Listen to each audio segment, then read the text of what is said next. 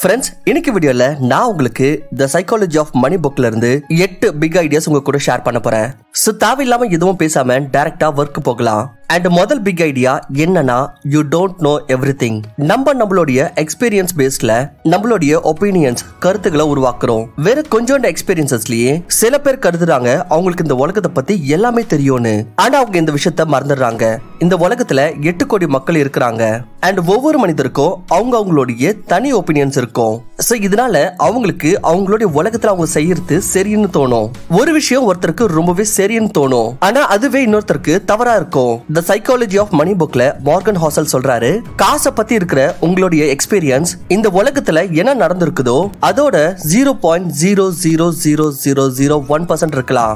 ஆனா 80% எக்ஸ்பீரியன்ஸ் உங்களுக்கு என்ன இருக்கும்னா, நீங்க யோசிக்கிறீங்களே இந்த உலகம் எப்படி இருக்குன்னு அதுவா இருக்கும். அதாவது சாதாரண வார்த்தைகள்ல சொல்லணும்னா, நம்ம அதிகமா இந்த மாதிரியான விஷயத்தை தான் நம்பிட்டு இருப்போம் எது நம்மளுடைய பிலீஃப்ல இருக்குதோ. உதாரணத்துக்கு யாரோடைய அங்கிளுக்கு 20 வருஷத்துக்கு முன்னாடி ஸ்டாக் மார்க்கெட்ல நஷ்டம் ஏற்பட்டது. அப்ப நம்மளும் இதை நம்பிட்டு உட்காந்துருவோம், ஸ்டாக் மார்க்கெட்ல லாஸ் தான் ஏற்படும். அதே போல இன்னொருத்தர் மாமாக்கு ரியல் எஸ்டேட்ல லாஸ் ஏற்பட்டுச்சுன்னா அப்ப இதை நம்பிட்டு உட்காந்துருவோம், ரியல் எஸ்டேட்ல நஷ்டத்தை ஏற்படும்.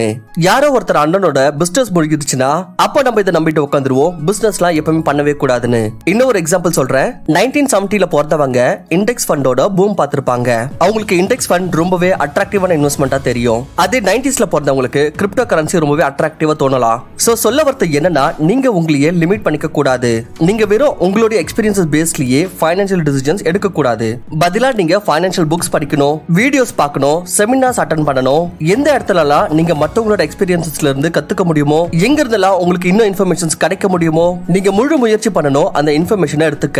அண்ட் அதுக்கப்புறமா தான் உங்களோட ஃபைனான்சியல் டிசிஷன் இந்த இன்ஃபர்மேஷன் அண்ட் உங்க எக்ஸ்பீரியன்சஸ் பேஸ்ல எடுக்கணும், எமோஷன் பேசிஸ்ல இல்ல. Second big idea, nothing is as good or as bad as it seems. இந்த உலகம் எவ்வளவு காம்ப்ளிகேட்டட்னா நம்மளோட பிரெயினோ இத முழுசா புரிஞ்சுக்க முடியாது. அண்ட் அது இல்லாம நம்ம ஆக்ஷன்ஸோட ரிசல்ட்ஸ் நம்மளோட கைகள்ல இல்ல. நம்மளோட ரிசல்ட்ஸ் மேல எந்த ஒரு கண்ட்ரோலும் இருக்காது. உதாரணத்துக்கு நினைச்சுக்கோங்க, ஒரு ஆண்டர்பிரினர் இருக்காரு. அவர் ஒரு நல்ல ப்ராடக்ட் உருவாக்கி இருக்காரு. இவருக்கு தோணுது டைமிங்கும் கரெக்டா இருக்கு அண்ட் கன்சியூமரோட சென்டிமெண்ட்ஸோ இவரோட ஃபேவர்ல இருக்குன்னு. ஆனா ஒரு டிசாஸ்டர் ஏற்படுது, எல்லா மார்க்கெட்டும் டிஸ்டர்ப் ஆயிருது அண்ட் அந்த ஆண்டர்பிரினரோட பிளானோ தோல்வி அடையுது. உதாரணத்துக்கு 2020ல கோவிட் ஏற்பட்ட மாதிரி. சோ இந்த மாதிரியான ரிஸ்க யாராலையும் கணிக்க முடியாது. ஆத்தர் மார்கன் ஹவுசல் சொல்றாரு, nothing is as good or as bad as it seems. அதாவது என்ன தெரியுதோ அது அவ்வளவு நல்லதோ இல்ல அவ்வளவு கெட்டதோ இல்ல. நீங்க எப்போ ஃபைனான்சியல் டிசிஷன் எடுத்தாலும் அது உங்களுக்காகவோ இல்ல மத்தவங்களுக்காகவோ நீங்க அதுல லக் அண்ட் ரிஸ்க கவனத்துல வச்சுக்கணும். யாரா ஒருத்தரோட சக்சஸ் ஸ்டோரியை கேட்டுட்டு யாரோட ஸ்டோரிஸ ஆர்டிக்கல்ல படிச்சுட்டு டிசிஷன் எடுக்க கூடாது. இல்ல யாரா ஒருத்தரோட ஃபெயிலியரை கேட்டுட்டு உங்களோட ஐடியாவையும் டிராப் பண்ண கூடாது. வாய்ப்பு இருக்கு அவங்களுக்கு எதுனா ஒரு அவுட் சைட் டிசிஷன்னால சக்சஸ் ஏற்பட்டிருக்கலாம் இல்ல ஃபெயிலியர் ஏற்பட்டிருக்கலாம். இத சர்வைவர்ஷிப் பயாஸ்னு சொல்லுவாங்க. எதுனா ஒரு சக்சஸ பார்த்துட்டு எதுனா ஒரு ஃபெயிலியரை பார்த்துட்டு உங்களோட பெர்மனன்ட் டிசிஷன் எடுக்க கூடாது. நீங்க என்ன செய்யணும்னா, உங்களோட கோலை ரீச் பண்ற வரைக்கும் அதுக்கான வேலை செஞ்சுக்கிட்டே இருங்க.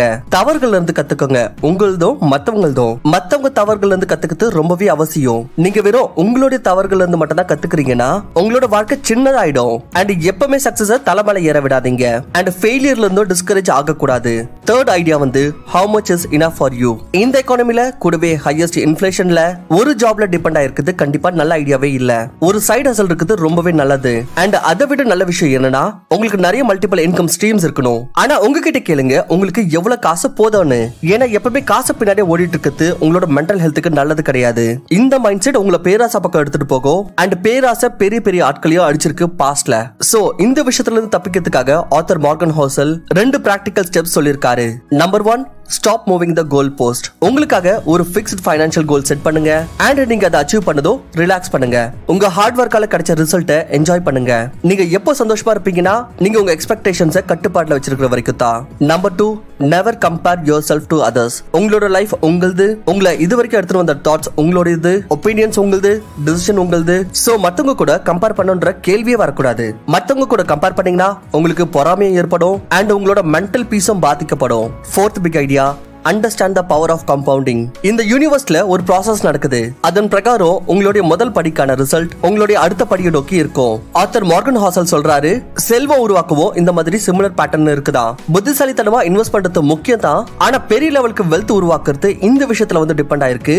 நீங்க எவ்வளவு நீண்ட நாளுக்கு இன்வெஸ்டடா இருக்கீங்க. வாரன் பஃபட்டோட வெல்த் $84 பில்லியன். இதுல $18 பில்லியன் அவருடைய 65 வயசுக்கு அப்புறம் சம்பாதிச்சது. வாங்க போன வீடியோல பார்த்த மாதிரி ஜிம் சைமன்ஸ் அண்ட் வாரன் பஃபட்டோட அச்சீவ்மெண்ட்ஸ் கம்பேர் பண்ணலாம். ஜிம் சைமன்ஸ் உலகத்தோட கிரேட்டஸ்ட் இன்வெஸ்டரா கருதப்படுறாரு. ஏன்னா அவரோட கேபிட்டல் மீது 66% ரிட்டர்ன் ஜெனரேட் பண்ணிருக்காரு.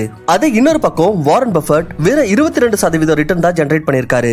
இந்த நம்பரை பார்த்துட்டு தோணும் ஜிம் சைமனோட வெல்த் வாரன் பஃபட்டை விட ரொம்ப அதிகமா இருக்கும்னு. ஆனா அப்படி இல்ல. வாரன் பஃபட் ஜிம் சைமனை விட ரொம்பவே பணக்காரர். அது எப்படி? ஆன்சர் என்னன்னா கம்பவுண்டிங். ஏன்னா சைமன்ஸ் வந்து அவரோட 50வது வயசுல இன்வெஸ்ட்மெண்ட் ஆரம்பிச்சாரு. அது வாரன் பஃபட் 10 வயசுல இருந்து அவரோட இன்வெஸ்ட்மெண்ட் ஆரம்பிச்சிட்டாரு. சின்ன சின்ன எஃபர்ட் கன்சிஸ்டன்டா ரொம்ப நாள் செய்யறதுனால எக்ஸ்ட்ரா ஆர்டினரி ரிசல்ட்ஸ் கிடைக்குது. ஜேம்ஸ் கிளியர் அவரோட புக் அட்டாமிக் ஹேபிட்ல இந்த விஷயத்தை ரொம்ப நல்லா எக்ஸ்பிளைன் பண்ணிருக்காரு. இந்த புக் பத்தியான டீடைல் சம்மரி வேணும்னா கூட மறக்காம கமெண்ட் செக்ஷன்ல சொல்லுங்க, உங்களுக்கு சீக்கிரமாவே ரெடி பண்றோம். 5th big idea, getting rich versus staying rich. இன்னைக்கு இருக்கிற இன்டர்நெட் சோஷியல் மீடியா காலத்துல ஒரு சைடு ஹஸ்ல் ஆரம்பிக்கிறது அவ்வளவு கஷ்டம் இல்ல. நீங்க ஸ்டாக்ஸ்ல இன்வெஸ்ட் பண்ணலாம், கிரிப்டோல இன்வெஸ்ட் பண்ணலாம், குயிக் ப்ராஃபிட்ஸ் உருவாக்கலாம். சரியான கேபிட்டல் நாலேஜ் அண்ட் ரிஸ்க் எடுக்கிற தைரியத்தோட நீங்க பணக்காரரா ஆக முடியும். ஆனா பணக்காரராவே இருக்கிறது இது கஷ்டமான விஷயம். நீங்க எதனா ஒரு பெரிய சிட்டில போய் பாருங்க, ரோட்ஸ்ல அட்ராக்டிவான ஆட்ஸ் இருக்கும். அது இல்லாம உங்களுடைய போன்லயே pre approved credit card, low cost loans, loyalty cards, gift coupons மாதிரி கஸ்டமர்ஸ் அட்ராக்ட் பண்ற மாதிரியான விஷயம் கண்டிப்பா கிடைக்கும். இணைய காலகட்டத்துல சம்பாதிக்கிறது அவ்வளவு சுலபமா இருக்குன்னா செலவு பண்றது அதை விட இன்னும் சுலபமா இருக்கு. ஆத்தர் சொல்றாரு, உங்களோட பணத்தை செல்வத்தை காப்பாத்திக்கிற வழி என்னன்னா நீங்க சரியா யோசிச்சு செலவு பண்ணணும். நீங்க எப்பவுமே இதை நினைச்சிட்டு போக கூடாது உங்களுக்கு நேத்தே கிடைச்ச சக்சஸ் இனி வரப்போற நாளைக்கும் கிடைக்கும்னு ரொம்ப சாட்டிஸ்ஃபைடா ஆக கூடாது.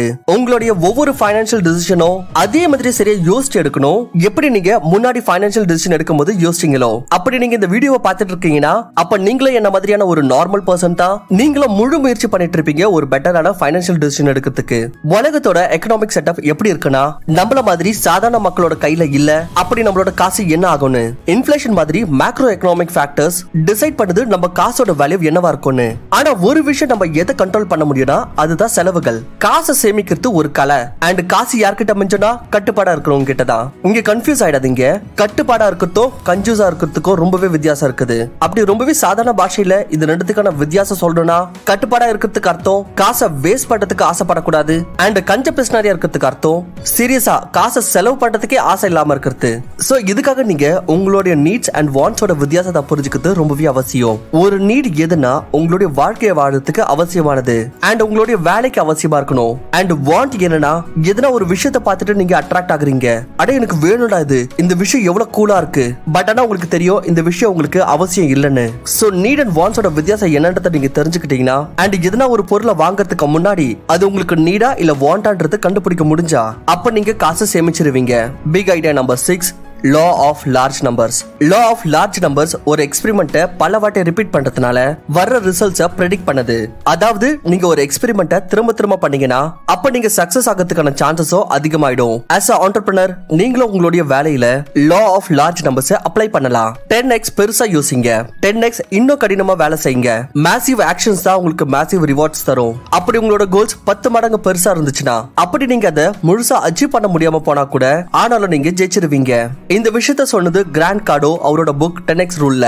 லா ஆஃப் லார்ஜ் நம்பர்ஸ் இன்வெஸ்ட்மெண்ட்ல டைவர்சிஃபிகேஷன் பண்றதுல கூட பெர்ஃபெக்ட்டா வேலை செய்யும். அப்படி உங்களோடது லார்ஜ் போர்ட்ஃபோலியோவா இருந்தா அப்ப நீங்க எதுனா ஒரு ஸ்டாக் மேல டிபெண்டா இருக்க மாட்டீங்க. அதுலயும் நீங்க வின் பண்றதுக்கான சான்சஸ் அதிகமாயிடும். நினைச்சுக்கலாம் இப்போ உங்களோட போர்ட்ஃபோலியோல ரொம்ப சரியா கம்பெனிஸ் வந்து பெர்ஃபார்ம் பண்ணுது. ஆத்தர் சொல்றாரு நீங்க half of the time உங்களுக்கு தவறாம இருக்கலாம், ஆனாலும் நீங்க நல்ல ரிட்டர்ன் சம்பாதிக்க முடியும். இந்த விஷயம் வந்து என்னுடைய இன்வெஸ்ட்மெண்ட்ல உண்மையா இருக்கு. என்னுடைய ஸ்டாக் போர்ட்ஃபோலியோல 14 ஸ்டாக்ஸ் இருக்கு. அதுல 7 லாஸ்ல போயிட்டு இருக்கு அண்ட் மிச்சம் இருக்கிற 7 எதுல ப்ராஃபிட்ல போயிட்டு இருக்கோ அது என்னுடைய ஓவரால் இன்வெஸ்ட்மெண்ட்ல என்னுடைய ஓவரால் கேபிட்டல்ல 30% ரிட்டர்ன் கொடுத்திருக்கு. அண்ட் 30% ரிட்டர்ன் நிஜமா ரொம்ப நல்ல விஷயம். சோ நீங்க காசு சம்பாதிக்க பெர்ஃபெக்ட்டா இருக்கணும்னு அவசியம் இல்ல.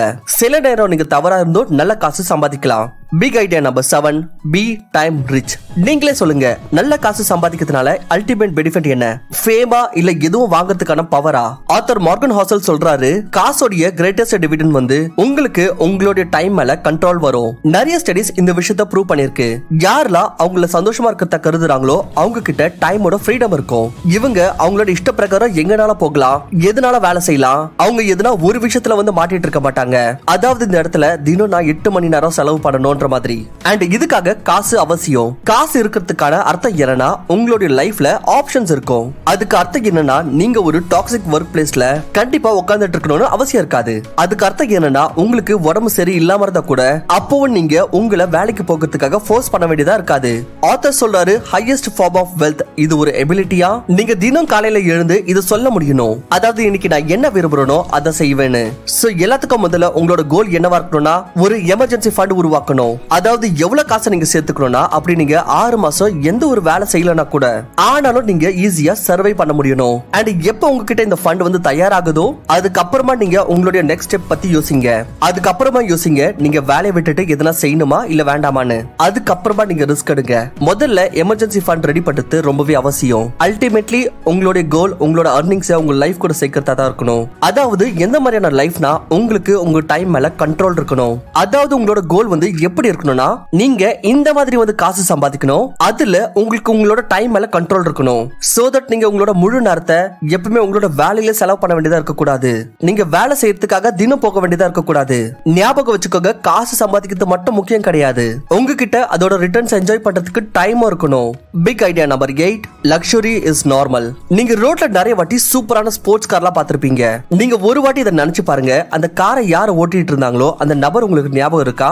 99% சான்ஸ் இருக்கு உங்களுக்கு அந்த எக்ஸைட்மெண்ட் தான் ஞாபகம் இருக்கும். நீங்க அந்த காரை பார்த்துட்டு எவ்வளவு எக்ஸைட்டட் ஆயிருப்பீங்க. ஆனா அந்த காரை யாரு ஓட்டாங்க அது உங்களுக்கு கண்டிப்பா ஞாபகத்துல இருக்காது. லக்ஸுரி ஐட்டம்ஸ் டெஃபினெட்லி ஐ கேச்சிங்கா இருக்கும். அண்ட் இதுதான் உங்களோட பர்பஸும் கூட.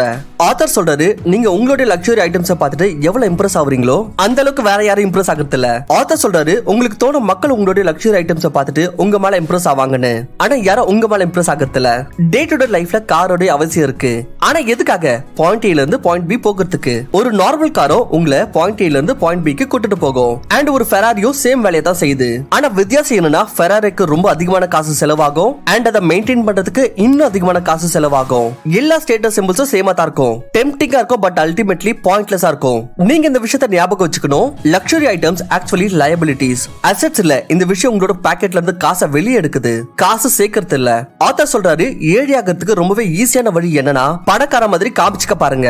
பட் ஆனா இதுக்கு அர்த்தம் இது இல்ல நீங்க லக்ஸுரி கார்ஸ் கண்டிப்பா வாங்கவே கூடாதுன்னு. ராப்பர் ஜெசி ஒரு நல்ல விஷயம் சொல்லிருக்காரு. அப்படி உங்களால ஒரு விஷயத்தை 2 வாட்டி வாங்க முடியாதுன்னா அப்ப அதுக்கு அர்த்தம் நீங்க அதை அஃபோர்ட் பண்ண முடியாது. இன்னொரு ரூல் இருக்கு, the 30 day rule. I don't know இது யார் உருவாக்குனாங்கன்னு. இதன் பிரகாரம் அப்படி உங்களுக்கு எதனா ஒரு விஷயத்தை வாங்கணும்னு ஆசை இருந்துச்சுன்னா அப்ப நீங்க 30 நாள் வெயிட் பண்ணணும். 30 நாளுக்கு அப்புறமாவும் உங்களுக்கு அந்த விஷயம் அவசியம்னு தோணுச்சுன்னா அது இல்லாம உங்களுக்கு வேலை நடக்காதுன்னு அப்ப அந்த விஷயத்தை நீங்க வாங்கிக்கலாம். அண்ட் என்னெல்லாம் லக்ஸுரி ஐட்டம்ஸ் இருக்கோ அதை நீங்க உங்களுடைய பாசிவ் இன்கம்ஸால தான் வாங்கணும். நீங்க உங்களுடைய ஆக்டிவ் இன்கம் செலுத்தணும் உங்களுடைய வேலையில. அதாவது அந்த காசை வச்சு நீங்க இன்னும் அதிகமான காசை உருவாக்கணும். அண்ட் அதனால வர்ற காசை அதை வச்சு நீங்க இந்த பொருட்களை வாங்கலாம். நீங்க எப்பவுமே உங்களுடைய ஆக்டிவ் இன்கம் இந்த விஷயத்துல செலவு பண்ணக்கூடாது. அண்ட் எப்பவுமே நீங்க இந்த விஷயத்தை உங்களுடைய பிசினஸ் அக்கௌண்ட்ல இருந்து தான் வாங்கணும். சோ தட் இதுல உங்களுக்கு டெப்ரிசியேஷன் கிடைக்கும். உங்களோட டாக்ஸ் சேமிக்கும். இதனால இந்த மாதிரியான பொருட்களை வாங்கி பணக்காரங்க அவங்களோட டாக்ஸ் சேமிக்கிறாங்க. உங்களுக்கு தோணும் அவங்க ஷோ ஆஃப் பண்றாங்க, பட் ஆக்சுவலா அவங்க டாக்ஸ் சேமிக்கிறாங்க. சோ இதுதான் 8 big ideas from the book The Psychology of Money. இதோட சம்மரியை பார்த்தோம்னா நம்பர் 1 வந்து you don't know everything. நீங்க எப்பவுமே இது நினைச்சிட்டு போகாதீங்க உங்களுக்கு எல்லாமே தெரியும்னு. உங்களுக்கு வெறும் உங்களோட பிலீஃப்ல இருக்கிற விஷயம் மட்டும் தான் தெரியும். சோ இதனால நீங்க முடிஞ்ச அளவுக்கு மத்தவங்க கிட்ட இருந்து கத்துக்கோங்க. அண்ட் அதுக்கப்புறம் அவங்களோட எக்ஸ்பீரியன்சஸ் அண்ட் உங்களோட எக்ஸ்பீரியன்சஸ், அவங்களோட தவறுகள் உங்களோட தவறுகள், இது எல்லாத்தையும் கவனத்துல வச்சுக்கிட்டு அதுக்கப்புறம் உங்களுடைய ஃபைனான்சியல் டிசிஷன் எடுங்க. Number 2 is nothing is as good as or as bad as it seems. அதாவது எது பார்க்கிறதுக்கு ரொம்ப நல்லதா தெரியுதோ இல்ல கெட்டதா தெரியுதோ ஆக்சுவலா அது அப்படி இருக்குது இல்ல. யாரா ஒருத்தரோட சக்சஸ் ஸ்டோரி கேட்டுட்டு இல்ல யாரா ஒருத்தரோட ஃபெயிலியர் ஸ்டோரி கேட்டுட்டு அந்த வேலையை செய்ய இறங்கிடாதீங்க, இல்ல அந்த ஐடியாவை டிராப் பண்ணிடாதீங்க. சர்வைவர்ஷிப் பயாஸ பத்தி தெரிஞ்சுக்கோங்க. வீடியோ கமெண்ட் செக்ஷன் சொல்லுங்க, உங்களுக்கு இந்த டாபிக்ல சீக்கிரமா ஒரு வீடியோ ரெடி பண்றோம். நம்பர் 3 வந்து how much is enough for you. இங்க பாருங்க, நீங்க இதை டிசைட் பண்ணிடுங்க உங்களுக்கு எவ்வளவு போதும்னு. அப்படி நீங்க கோல் எதுவுமே செட் பண்ணாம காசு பின்னாடியே ஓடிட்டே இருந்தீங்கன்னா அப்ப உங்களோட மனசுல பேராசை தான் ஏற்படும். எப்பவுமே சந்தோஷமே கிடைக்காது, மென்டல் பீஸா இழந்துருவீங்க. நம்பர் 4 வந்து understand the power of compounding. கம்பவுண்டிங்கோட பவரை தெரிஞ்சுக்கோங்க. இங்க பாருங்க, நிறைய ரிட்டர்ன்ஸ் எடுக்கிறத விட ரொம்ப முக்கியமான விஷயம் என்னன்னா நீங்க எவ்வளவு நீண்ட நாளுக்கு இன்வெஸ்டடா இருக்கீங்கன்னு. சோ எவ்வளவு சீக்கிரம் முடியுமோ நீங்க உங்களோட இன்வெஸ்டிங் ஜர்னியை ஸ்டார்ட் பண்ணிடுங்க. வெறும் 500 ரூபாயோட உங்களோட SIP எதனா ஸ்டார்ட் பண்ணிடுங்க. எதனா ஒரு நல்ல மியூச்சுவல் ஃபண்ட்ல சரியா பார்த்து. நம்பர் 5 வந்து getting rich versus staying rich. ரொம்ப நல்ல பாயிண்ட்ல பணக்காரன் ஆகிறது சரி ஆயிட்டோம், ஆனா பணக்காரனாவே இருக்கிறது இது கஷ்டமான விஷயம். சில பேருக்கு அவ்வளவு இன்கம் இருக்காது, ஆனா அவங்க லோன் வாங்கி இந்த மாதிரியான பிளாஷியான பொருட்களை வந்து வாங்கிட்டு நினைச்சுப்பாங்க அவங்க வந்து பணக்காரங்கன்னு. பட் ஆனா ஆக்சுவலா அவங்க பணக்காரனா இருக்கிற மாதிரி காட்டிக்கிறாங்க. அண்ட் இதுதான் ஏழை ஆகிறதுக்கான சுலபமான வழியும். So getting rich versus staying rich இடையே இருக்கிற வித்தியாசத்தை தெரிஞ்சுக்கோங்க. நம்பர் 6 வந்து லா ஆஃப் லார்ஜ் நம்பர்ஸ். நீங்க எவ்வளவு அதிகமா எதனா ஒரு வேலையை செய்றீங்களோ அவ்வளவு சான்சஸ் உங்களுக்கு அதிகமாகும் உங்களுக்கு நல்ல ரிசல்ட்ஸ் ப்ரொடியூஸ் பண்றதுக்கு. உதாரணத்துக்கு நான் எவ்வளவு கன்சிஸ்டன்டா எவ்வளவு அதிகமான வீடியோஸ் நான் அப்லோட் பண்ணிட்டே இருக்கணும், அப்ப நான் இந்த ஒரு சான்சஸ் வந்து அதிகமாக்கிறேன் எதனா ஒரு வீடியோ வந்து வைரல் ஆகிறதுக்கு. அப்படி நான் செய்யவே இல்லைனா அப்ப எப்படி வீடியோ ஓடும்? சோ செஞ்சுக்கிட்டே இருப்பேன், சான்சஸ் அதிகமாகும் வீடியோ ஓடுறதுக்கு. நம்பர் 7 வந்து பி டைம் ரிச். காசு சம்பாதிக்கிறதுக்கான அல்டிமேட் பெனிஃபிட் என்னன்னா உங்ககிட்ட டைமோட கண்ட்ரோல் இருக்கும், உங்ககிட்ட டைம் இருக்கும். காசு உங்களோட டைம் மேல உங்களுக்கு கண்ட்ரோல் கொடுக்குது. அண்ட் யாருக்கெல்லாம் உங்க டைம் மேல கண்ட்ரோல் இருக்குதோ அவங்க இன்னும் சந்தோஷமா இருக்கிறாங்க. இங்க பாருங்க, டைரக்டோ இல்ல இன்டைரக்டோ காசு சந்தோஷத்தை கொடுக்குது. அப்படி உங்ககிட்ட இந்த கண்ட்ரோல் இருந்துச்சுன்னா உங்களுக்கு எந்த நாள் நீங்க என்ன செய்யணும்னு, இந்த டைம் என்ன செய்யணும், நான் எங்க போனோம், பதிலா நீங்க எதனா ஒரு இடத்துல நீங்க மாட்டிட்டு இருந்தீங்கன்னா நான் தினம் 9 ல இருந்து 5 மணி வரைக்கும் இந்த இடத்துலயே இருக்கணும்னு. சில வருஷத்துக்கு முன்னாடி நானும் இப்படிதான் இருந்தேன். என் இஷ்டத்துக்கு என்னால எங்கேயும் போக முடியாம இருந்தது. ஆனா எனக்கு காசு வந்ததோ எனக்கு என்னோட டைம் மேல கண்ட்ரோல் வந்தது. அதுக்கப்புறம் நான் என்னோட இஷ்ட பிரகாரம் எங்கனால போயிட்டு வரலாம், முன்ன விட நான் சந்தோஷமா இருக்கிறேன். அண்ட் நம்பர் 8 வந்து லக்ஸரி இஸ் நார்மல். ஞாபகம் வச்சுக்கோங்க, சும்மா நீங்க காமிக்கிறதுக்காக கார் வாங்கணும்னு யோசிக்கிறீங்கன்னா இல்ல எதனா ஒரு விஷயம் வந்து சும்மா ஷோ ஆஃப் பண்ணணும்னு வாங்கணும்னு யோசிக்கிறீங்கன்னா மக்கள் அதனால உங்க மேல இம்ப்ரெஸ் ஆக மாட்டாங்க. மக்கள் உங்களை பாக்குறதுல உங்களுடைய வண்டியை தான் பாப்பாங்க. நீங்க உங்களோட வேல்யூ அதிகமாக்குங்க. நீங்க நடந்து போனாலும் மக்கள் உங்களை பார்க்கணும், நீங்க சைக்கிள்ல போனாலும் மக்கள் உங்களை பார்க்கணும். உங்க வேல்யூ உங்க கார் வேல்யூவோட அதிகமா இருக்கணும் நண்பா. உங்க வேல்யூ அதிகமாக்குங்க. மிச்சம் இந்த விஷயம் எல்லாமே நார்மல் தான். இது எல்லாமே வரும். இது எல்லாமே டாக்ஸ் சேமிக்கிறதுக்கான விஷயம். நீங்க நினைச்சிட்டு இருக்கீங்க இது வந்து ஷோ ஆஃப் பண்றதுக்கான விஷயம்னு. நீங்க இந்த வீடியோவை இவ்வளவு நேரம் பார்த்துட்டு இருக்கீங்கன்னா ஐ ஹோப் உங்களுக்கு இந்த வீடியோ கண்டிப்பா பிடிச்சிருக்கும்னு நான் நம்புறேன். அப்படி பிடிச்சிருந்துச்சுன்னா மறக்காம வீடியோக்கு லைக் பண்ணிட்டு இந்த மாதிரியான இன்னும் அமேசிங் வீடியோஸ் பார்க்க நம்மளோட சேனலை சப்ஸ்கிரைப் பண்ணுங்க. தேங்க்ஸ் ஃபார் வாட்சிங். நான் உங்களை இன்னொரு நல்ல வீடியோல சந்திக்கிறேன்.